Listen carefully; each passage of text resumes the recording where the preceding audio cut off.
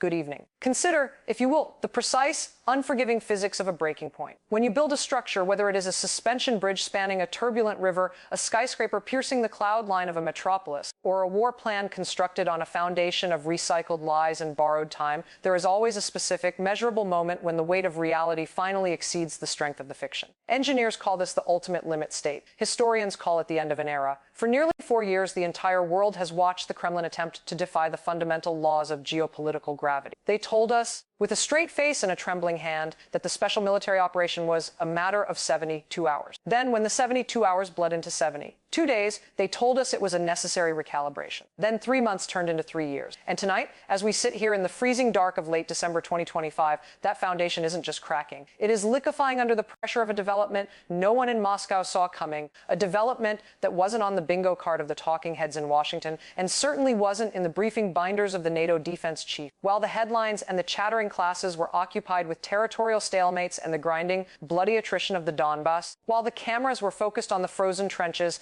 and the artillery duels that have come to define this conflict, something shifted. The tectonic plates of this war moved not on the front lines, but thousands of miles away, in the deep blue, purportedly neutral waters of the Mediterranean Sea. It was an unexpected move that has sent a tremor through the very heart of the Russian command structure. A tremor that is registering higher on the Richter scale than anything we have seen since the march on Moscow. And then, just as we are absorbing the kinetic shock of that strike, there is the revelation from the White House, a shocking, candid admission from President Trump that changes the entire calculus of what this peace is actually supposed to look like. It turns out the deal on the table isn't a treaty. It is a liquidation sale. And tonight, we have the receipts, the documents, and the maps to show you exactly who is being sold out, why they are being sold out, and the price per barrel that has been placed on democracy. We start tonight with a map that is not of the Donbass. It is not of Kiev. It is not of the Kursk Oblast. It is not even of the Black Sea, which has been the traditional theater of naval warfare in this conflict. Look at this.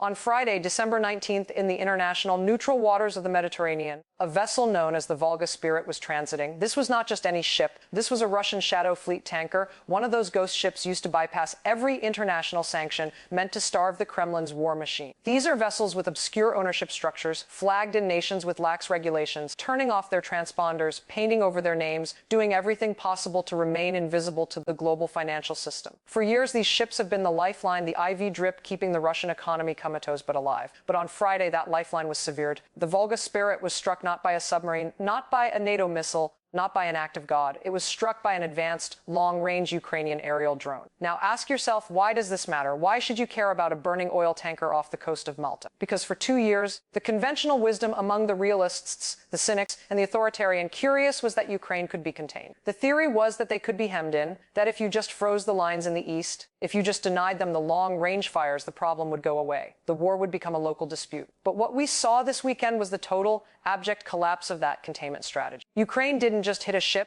They didn't just sink some crude oil. They hit the Kremlin's wallet in a place where Vladimir Putin thought he was untouchable. They reached past the borders, past the blockade, past the Black Sea Fleet, and struck at the very artery of the Russian wartime economy and waters that Moscow considered a sanctuary. This is the unexpected move that has forced an immediate, frantic reevaluation in Moscow. We are hearing reports of emergency meetings in the Kremlin, of generals being summoned at 3 in the morning, of a panic that is palpable in the encrypted chatter of the Russian Ministry of Defense. According to intelligence reports we are seeing tonight, documents that have been verified by multiple independent sources, the Kremlin's entire 2026 military budget was predicated on the safety of these shadow ships. The math was simple. Russia sells the oil via the Shadow Fleet. The oil money pays for the shells. The shells keep the war going. If the Shadow Fleet is no longer safe in the Mediterranean, if every tanker carrying Russian crude is now a legitimate and reachable target for Ukrainian drones, the Russian economy isn't just under pressure. It is facing a systemic cardiac arrest. The insurance premiums alone for these vessels will now skyrocket to the point of unprofitability. The crews will refuse to sail.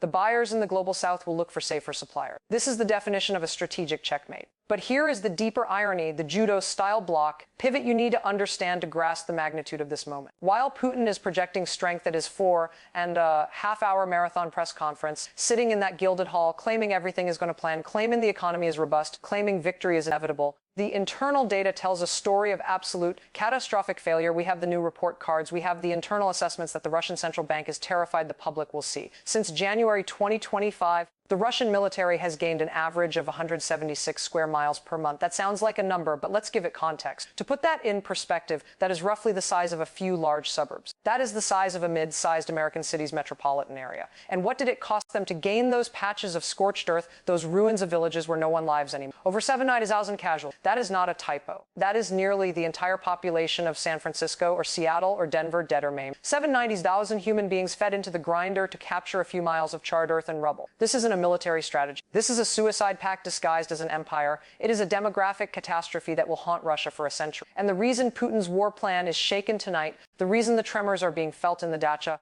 is that he is finally running out of the two things an autocrat needs most: money and disposable humans. The Mediterranean strike proved the money is vulnerable. The 790,000 casualties prove the humans are finite. Historically, we've seen this before. We saw it in 1905 with the Russo-Japanese War. We saw it in 1970. The Russian Empire didn't collapse because it lost every battle on the field. It collapsed because the gap between the Tsar's proclamations of divine victory and the reality of the breadlines, the reality of the telegrams bringing news of death to every village, became an unbridgeable chasm. We are watching that chasm open in real time. The strategic initiative Putin claims to have is a phantom. It is a ghost. It is a press release issued from a burning building. And yet, as the Russian position becomes more desperate, as the logic of their war effort unravels, the pressure on Kyiv doesn't come from Moscow alone. It is coming from closer to home. It is coming from a White House that seems increasingly determined to treat this existential struggle for democracy not as a moral imperative, not as a defense of the post-war order, but as a distressed asset sale. Because if you think the news from the Mediterranean was the only shock this weekend, wait until you hear what the President of the United States just admitted about his peace plan. Let's talk about the shocking revelation that dropped like a bombshell in the middle of the Sunday news cycle. Over the weekend, President Trump made a series of comments that, quite frankly, would have been unthinkable a year ago, perhaps unthinkable in any previous era of American diplomacy. In a casual exchange with reporters, leaning into the microphones with that familiar cadence, he expressed disappointment that President Zelensky hadn't yet read the new 28-point peace proposal authored by the U.S. and Russia. But it wasn't the disappointment that was the lead. It wasn't the frustration. It was this specific sentence. Trump said, and I quote, "Russia's fine with it. His people love it, but he hasn't read it." Think about the phrasing there. Russia's fine with it. Of course Russia is fine with it. Why wouldn't? We have the details of this 28-point plan. We have the drafts that have been circulating in the diplomatic pouches, and it reads like a Kremlin Christmas list. It reads like a document drafted by Vladimir Putin's dream journal. It demands that Ukraine cede the entire Donbass, even the parts they still control, the parts that have never seen a Russian soldier. It demands a constitutional ban on NATO membership, effectively locking Ukraine into a gray zone of vulnerability forever. It demands a cap on the size of the Ukrainian military, stripping them of the ability to defend themselves against the next invasion. It even suggests, and this is the part that makes international lawyers weep, that Russian assets frozen by the international community, the billions of dollars held in Western banks to pay for the reconstruction of the country Russia destroyed, should be unfrozen as a gesture of goodwill, as a reset. This is the shocking part. The President of the United States is openly admitting on camera that he has negotiated a deal with Vladimir Putin that the Russian dictator finds fine, but which the democratically elected leader of Ukraine hasn't even agreed to see. This isn't diplomacy. This isn't mediation. This is a 90-minute phone call between two powerful men deciding the fate of a sovereign nation without that nation being in the room. It is the Munich Agreement of 1938 updated for the digital age, but with less shame. And why? Why would a U.S. administration be so eager to hand Putin everything he couldn't take on the battlefield? Why would they rush to bail out a regime that is, as we just established, teetering on the brink of economic and military exhaustion? We've been digging into the why all day. We've been talking to sources in the energy sector, in the defense industry, and on Capitol Hill. And it leads back to something we've discussed on this show before, but which is now taking center stage, stepping out of the shadows and into the spotlight: the mineral. There is a 24-point framework agreement, a sidecar to the peace deal, floating around the halls of power in D.C. right now that mentions explicitly the mutual benefit of Ukraine's rare earth mineral deposit. We are not talking about coal and steel anymore. We are talking about trillions of dollars in lithium, titanium, and graphite. These are the building blocks of the 21st century economy. They are the ingredients for electric vehicle batteries, for advanced guidance systems, for the microchips that run everything from your toaster to the F-35. The peace deal isn't just about ending the war. It's about who gets the mining rights in the free economic zones that the Trump administration wants to carve out of Ukrainian territory. This is the transactional nature of the new American foreign policy laid bare. It's not about democracy versus authoritarianism. It's not about sovereignty versus conquest. It's about who gets the lithium. It's about treating the Donbass like a real estate development in Palm Beach or a golf course deal in Scotland. If Putin gets the land and the political win, and the American partners get the exclusive contracts for the minerals, then everyone is fine with it. Everyone except, of course, for the people who actually live there. Everyone except the Ukrainians who have buried their children to keep that land free. But here is where the strategy fails. Here is where the business logic crashes into the reality of blood and soil. You can't deal your way out of a war of national survival. When the Trump administration says the war is in the last 10 meters, when they use these sports metaphors to describe the grinding slaughter, they are ignoring the fact that those last 10 meters are paved with 400,000 Ukrainian casualties and a population that has spent 4 years learning that a peace with Putin is just a pause. It is just a halftime break before the next invasion. The shock isn't just the plan itself. It's the total, willful ignorance of the human cost. It's the belief that you can ignore the democracy part of the equation, ignore the moral hazard, and just focus on the authoritarian efficiency of a closed-door deal. Many in Washington are trying to spin this. But let's look at the reveal. While the White House pushes this 28-point plan as a victory for peace, as the deal of the century, our sources in Europe are reporting an electroshock in NATO capitals. From Warsaw to London, from Berlin to the Baltic states, for the first time since 1945, European leaders are openly discussing a defense architecture that excludes the United States. They are running the war games, they are balancing the budgets, they are counting the tanks under the assumption that the U.S. is no longer a guarantor of their security. They are doing this because they no longer believe the U.S. president is on their side. They see the writing on the wall. We have to look at the end game here because all of this, the Mediterranean strikes, the 790,000 casualties, the 90-minute phone calls, the mineral rights, the secret side deals, it all points toward a singular, terrifying conclusion. Vladimir Putin is currently presiding over a state that is spending 9% of its GDP on a war it is not winning. His oil revenues are down 34% year over year. His borrowing costs are spiking to levels not seen since the chaos of the 1990s. He is, in every measurable way, entering a window of maximum danger.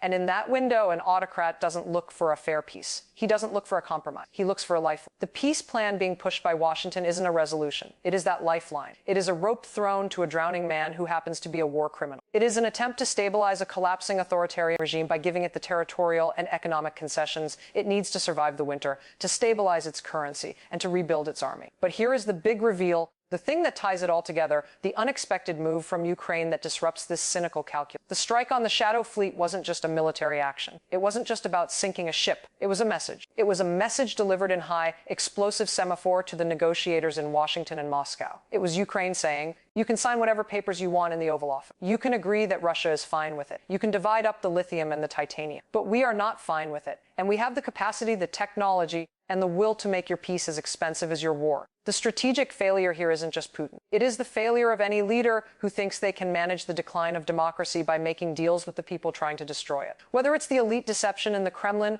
or the policy miscalculations in D.C., the result is the same: a world that is less safe, less free, and more prone to the kind of hybrid escalation we are warned is coming in 2026. We are at a point where the moral weight of our policy must be measured against the reality of the $15 in Ukrainian civilians killed, the 10 million displaced, the families torn apart, and the 790,000 Russians fed into the meat grinder of one man's ego. To frame this sellout as a win for the American taxpayer or a masterstroke of diplomacy is more than just propaganda. It is a moral vacancy. It is a bankruptcy of the soul. The war plan is shaken because the world is finally seeing that the man behind the curtain is broke, desperate, and losing. And yet, the revelation from our own leadership is that they would rather help him fix the curtain, patch up the holes, and pretend the wizard is still powerful than help the people trying to tear it down. Let us pause for a moment to consider the geopolitical implications of this moral bankruptcy. When the United States, the architect of the post-WE order, signals that sovereignty is negotiable, it sends a tremor through every capital from Taipei to Tallinn. If the Donbas can be traded for lithium, what is the price of Taiwan's semiconductor industry? If Ukraine's borders are fluid based on the whims of a Shadow Fleet survival, what does that say about the integrity of the Baltic states? We are not just watching the betrayal of an ally.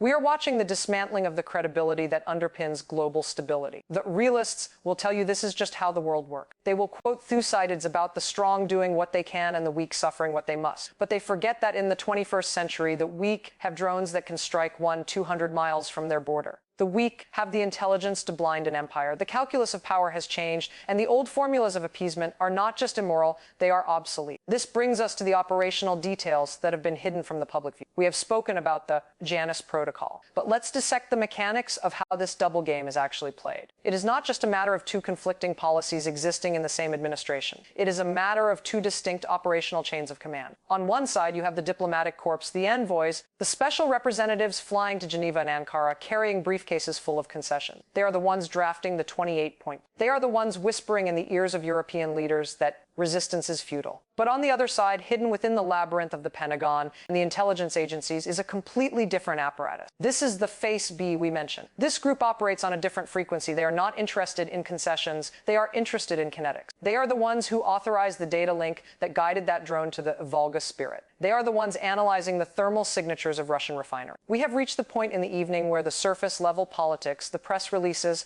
the 28-point bulleted lists, the staged handshakes, and the photo ops finally give way to the actual plumbing of power. Because if you were confused by the first 3 segments of this program, if you were wondering how a White House can simultaneously push a peace plan that smells of surrender while Ukraine is simultaneously pulling off the most sophisticated asymmetric maritime strikes in history, tonight we have the answer. And it is a document that most people in Washington have been trying very, very hard to keep out of the light. It is a file that lives in the deepest recesses of the SIFs. This is what we are calling the Janus Protocol. In ancient Roman mythology, Janus was the god of beginnings, gates, transitions, and time. He was usually depicted with 2 faces, one looking forward and one looking back. It is the perfect metaphor, the only metaphor, really, for the current administration's policy toward the Kremlin. Because while the public-facing face A of the administration is the one we just discussed, the deal-maker face, the face that says Russia is fine with it, the face that wants to freeze the lines and start mining lithium, the face that preaches isolationism,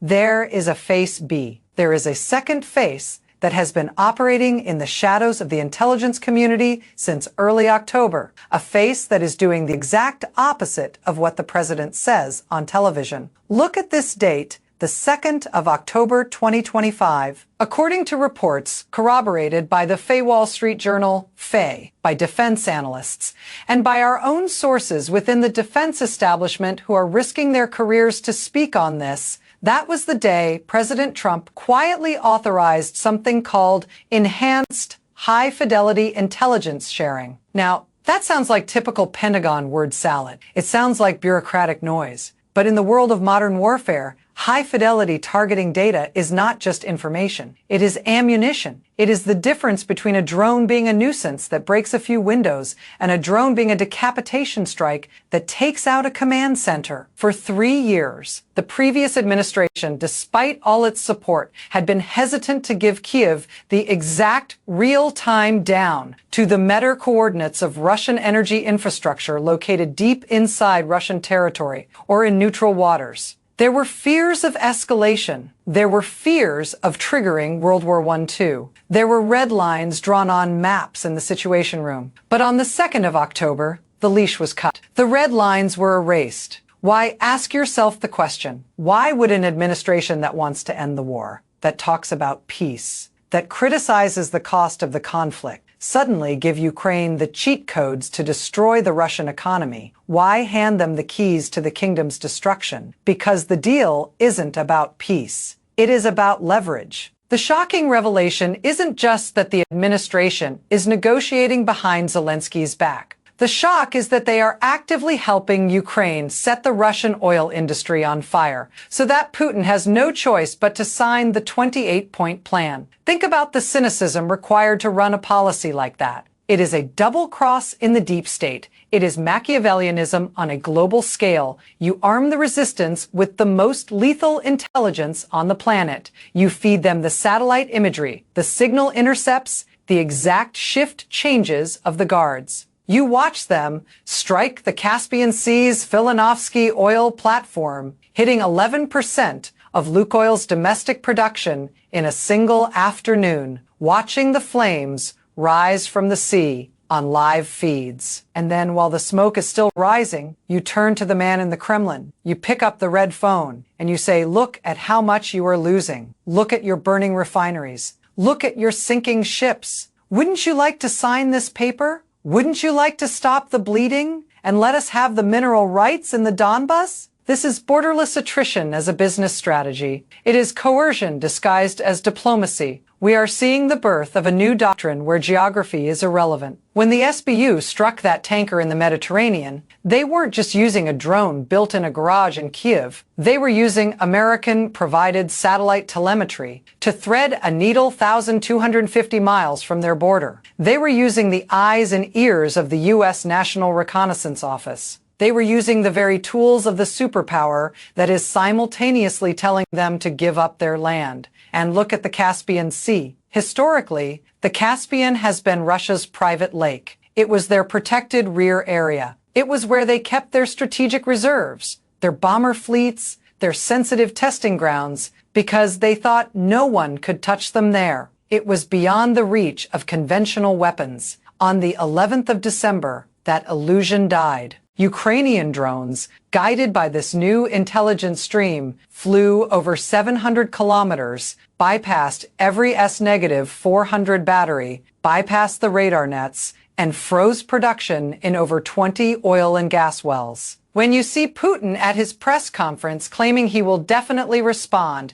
claiming he has countermeasures, you are seeing a man who realizes his rear echelon security is an obsolete concept. He is being hunted in the Mediterranean. He is being hunted in the Caspian. He is being hunted in the Arctic. The sheer scale of this vulnerability is difficult to overstate. We are talking about the complete exposure of the Russian state's economic anatomy. Every pipeline, every pumping station, every tanker is now a target, and the targeting data is coming from the very country proposing the peace. It creates a dynamic where the U.S. is effectively holding a gun to Putin's head while offering him a pen with the other hand. It is a high-stakes gamble that assumes Putin acts rationally, that he values his regime's survival over his imperial ambitions. But what if he doesn't? What if the humiliation of these strikes, combined with the humiliating terms of a peace deal that strips him of his economic sovereignty, pushes him into a corner from which there is no rational exit? The Janus Protocol reveals that the chaotic messaging we see, the conflicting statements, the public praise of Putin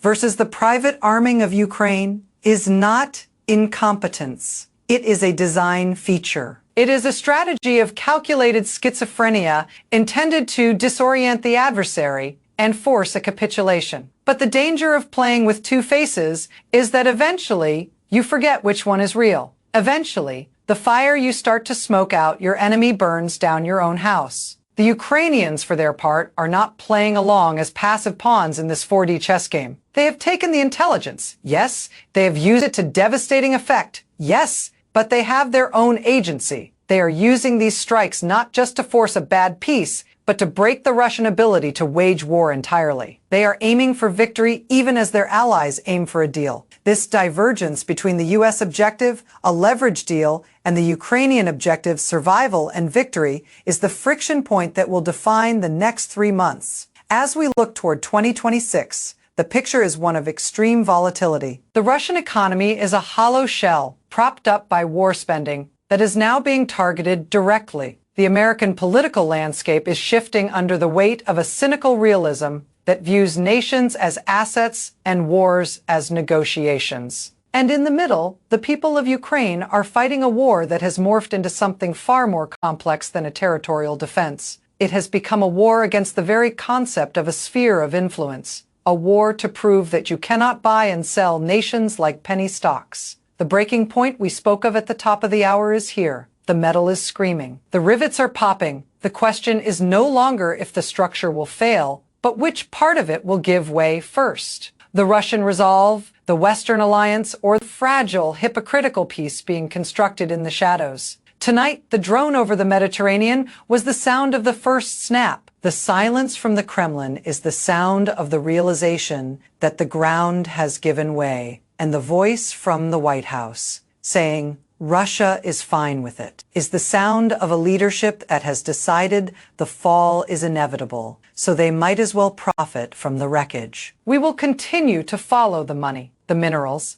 and the maps, because in this war, the truth is the only territory that hasn't been mined yet. Stay with us. There is more to uncover in the anatomy of this betrayal. Let's go deeper into the mechanics of this liquefaction, because to understand the breaking point, you have to understand the materials involved. We mentioned the 790,000 casualties. It is a number so large it becomes abstract. But let's zoom in the Russian provinces. In the deep ethnic republics, from which the Kremlin draws its infantry, whole generations of men are missing. The vocational schools are empty. The factories are running short of labor, not just because of the economy, but because the workforce is dead or in a wheelchair. This is the human capital crisis that no amount of oil revenue can fix. You cannot print people. You cannot import a new generation of 20-year-olds from Iran or North Korea to run your civil society. Russia is facing a demographic winter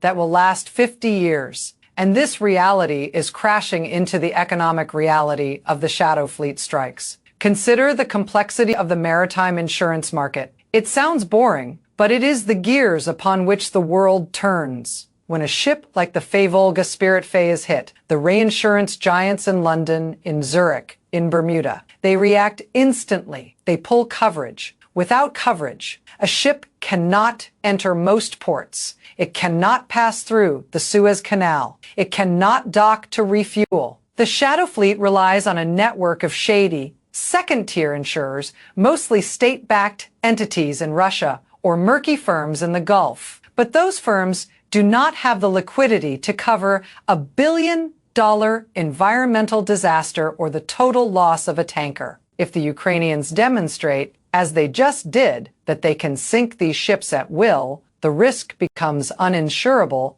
even for the shadow market. The captains, often mercenaries themselves, will demand hazard pay that wipes out the profit margin on the oil. The entire illicit infrastructure that Putin built to evade sanctions is comprised of these weak links. Ukraine just took a sledgehammer to the weakest one, and let us not forget the environmental ticking time bomb that this shadow war represents. The Mediterranean is a closed sea. It is the cradle of civilization, a delicate ecosystem that supports the economies of 21 countries. When a tanker like the Volga Spirit Faye, carrying 750,000 barrels of crude, is struck, the potential for catastrophe is immense. But who bears the cost? Not the Kremlin, not the shadow insurers. It is the coastal communities of Italy, Greece, and Malta. This is the collateral damage of the West's hesitation. By refusing to sanction these ships effectively for 3 years, by looking the other way, we allowed this fleet to grow into a monster that now threatens our own waters. And now that Ukraine has been forced to take matters into its own hands, the risk is at our doorstep. This is what happens when you let a problem fester. It doesn't go away. It metastasizes. It swims to your shores and catches fire. Now pivot back to the White House, the 28-point plan, and the mineral rights. We need to be specific about what this means. The Donbass region is not just wheat fields and coal mines. It sits atop significant reserves of lithium oxide. Lithium is the new oil. It is the critical component for the battery revolution. China controls the vast majority of the global lithium supply chain. The United States is desperate to break that monopoly. The cynical calculus in Washington is that by freezing the conflict, by allowing Russia to keep the surface territory but carving out special economic zones for American corporations to extract the minerals, they can secure a strategic supply chain win against China. It is a triangular trade land for Russia, peace for Ukraine, nominally, and minerals for America. It is the ultimate expression of America First realism, but it treats the Ukrainian people living on that land as an inconvenience. It treats their sovereignty as a tradable commodity. It assumes that you can separate the dirt from the nation. But the Ukrainians know this. Zelensky knows this. That is why he hasn't read the plan. His refusal to engage with the document is a diplomatic act of defiance. He knows that once he sits at that table, once he acknowledges the premise that his country's resources are up for auction, he has already lost. The strike on the Volga Spirit Faye is his counter-argument. He is saying, we don't need your deal to bankrupt Russia. We can do it ourselves if you just stop holding us back. And the irony, the Janus-faced irony, is that the U.S. military is helping him do it. Even while the U.S. president tries to close the deal, the Pentagon and the CIA are feeding the targeting data because they want to weaken Russia. The White House wants the deal to pivot to China.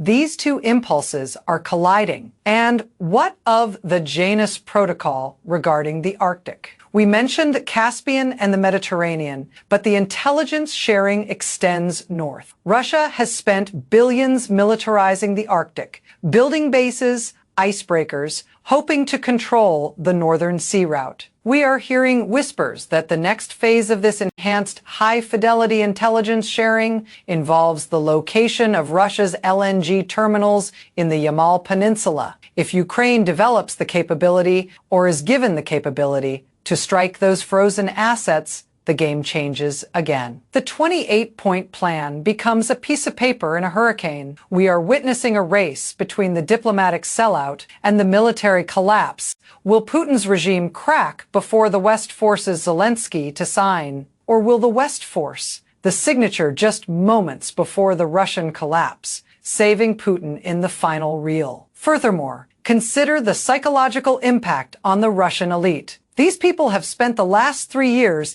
insulating themselves from the war. They sent the poor to die in the trenches while they sipped champagne in Moscow and vacationed in Dubai. But the strikes on the Shadow Fleet and the threat to the Arctic LNG projects hit them where they live. It hits their portfolios. It hits the revenue streams that pay for their security details and their luxury imports. When the money stops flowing, the loyalty stops flowing. We are already seeing cracks in the Siloviki, the security services that underpin Putin's rule. There are rumors of purges in the FSB, of generals being placed under house arrest. This is the classic behavior of a paranoid regime, sensing the walls closing in. The Janus Protocol, by accelerating the economic collapse, is designed to widen these cracks, to turn the elite against the czar. It is a dangerous game, forcing a regime change from the outside. But it is the game that is being played. And let's look at the timeline. It is late December Fay. The winter offensive is stalling. The energy grid in Ukraine is battered. But holding the Russian offensive capacity is degraded. In this frozen moment,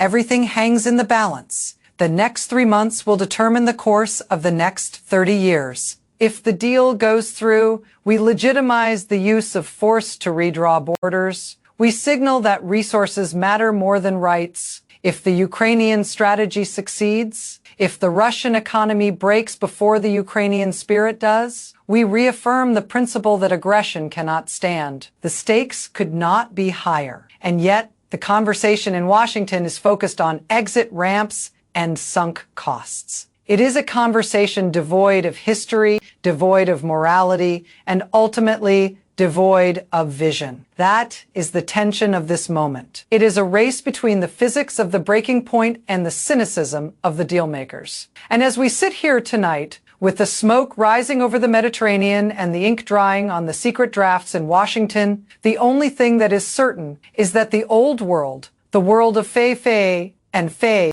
is gone. We are in the liquefaction phase. Everything is fluid, everything is dangerous, and the ground beneath our feet is moving faster than the diplomats can type. Good night and good luck.